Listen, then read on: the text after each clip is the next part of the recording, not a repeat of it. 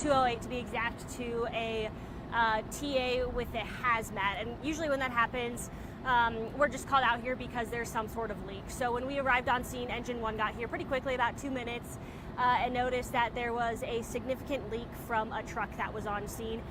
It looks to be some sort of construction vehicle, maybe like a dump truck just from a private company, and it seems as though the fuel tank was punctured, which was causing diesel to leak. It's about a 100-gallon tank. We believe about 50 gallons have leaked. And right where we're at, so we're on Wasatch right now, and there's a storm drain. So before we got here, that had leaked about 50 gallons into the storm drain, which leads to Shooks Run Creek. So right next to Shooks Run Park down here, kind of just southeast, I guess, of the downtown area. I guess, what do you do when you get something like this? When you've got fuel leaking near a storm drain, what sort of plan is that? So we automatically dispatch hazmat out here, and what they're able to do is just have those extra tools to be able to try to mitigate that leak and stop it from spreading further. So they were able to use some tools actually down in the creek that stopped it from going further down south of the creek, and basically we call out resources that we have. So we have a lot of resources, streets, stormwater. They're out here to help us just with whatever we need, and so we've ordered a vacuum truck, and they're basically able to go down to the creek and kind of vacuum all that diesel up. And then a crew will actually come up from Pueblo, and they're going to help clean the creek just in that area to ensure that the diesel hadn't spread any further. Talk a little bit about sort of the coordinated effort. It sounds like there's a lot of teams here working together to get this done. Yeah, so hold on, I want to make sure I give you the right info.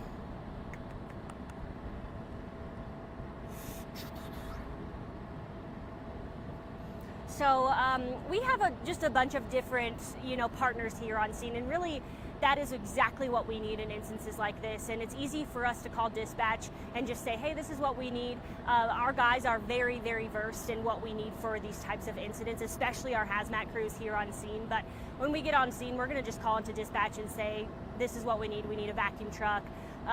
We need a strainer who can basically just go in and strain the diesel from the creek. And then we're going to need a crew to come out and drop some sand or some dirt over the stuff that has spilled on the road to ensure that that's safe. So it's really a coordinated effort, and all of our crews work together really well to ensure the best, outcome and safety for our public. Were you able to provide any details on the crash? I spoke to police earlier. It sounds like a wrong-way crash. You know anything about injuries?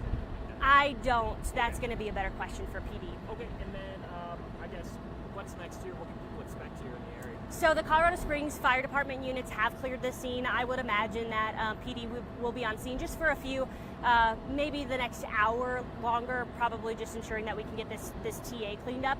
And then what will happen is the crews will come in down to the creek, so they actually won't be in this roadway area. They'll be down into the creek near Shooks Run Park to clean up that mess down there. And it's hard to clean up a liquid, and I still see the trail. Is there an elevated fire risk at all with the remaining diesel that there is here? So diesel actually has a really high flammability rate, so not a huge risk to us unless it does flame up. But like I said, it takes a very, very high temperature for diesel to become flammable. And what we do is we just put down some material, and then we'll have streets come through and try to clean up what they can just to get it off the streets and make sure that our streets and asphalt are a little bit safer. Do you know roughly how much longer you expect crews to be out here? You mentioned the next couple hours.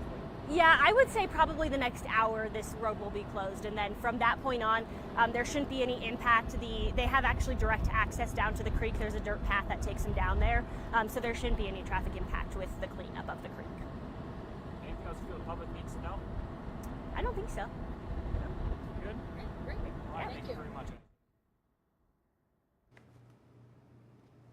I want to thank you for joining us here in the 11 Breaking News Center this afternoon. I'm Lauren Watson, your digital anchor here at KKTV 11 News. We just heard from the Colorado Springs Fire Department about a crash that caused some diesel to spill into the storm drain at a creek near Shooks Run Park. I'm going to pull up some footage that they shared, going to loop it around a little bit of what that scene looked like in the waterway.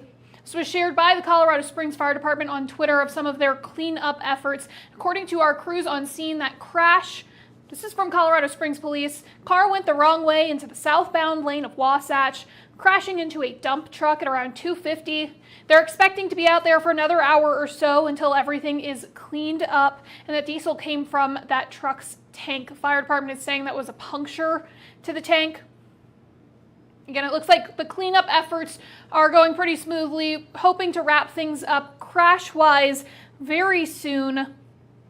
That is Los Animas and Wasatch. They're hoping that road will be open in the next hour or so. But we wanted to hop on while we were getting that update from Colorado Springs Fire Department and allow you guys to listen in on that, get some of that information directly from them. We are entering our 4 p.m. newscast right about now, so we'll have the latest there for 4:30, 5:30, and 10 tonight. But until then, I'm going to leave you with a live look from that scene. Thanks for joining us.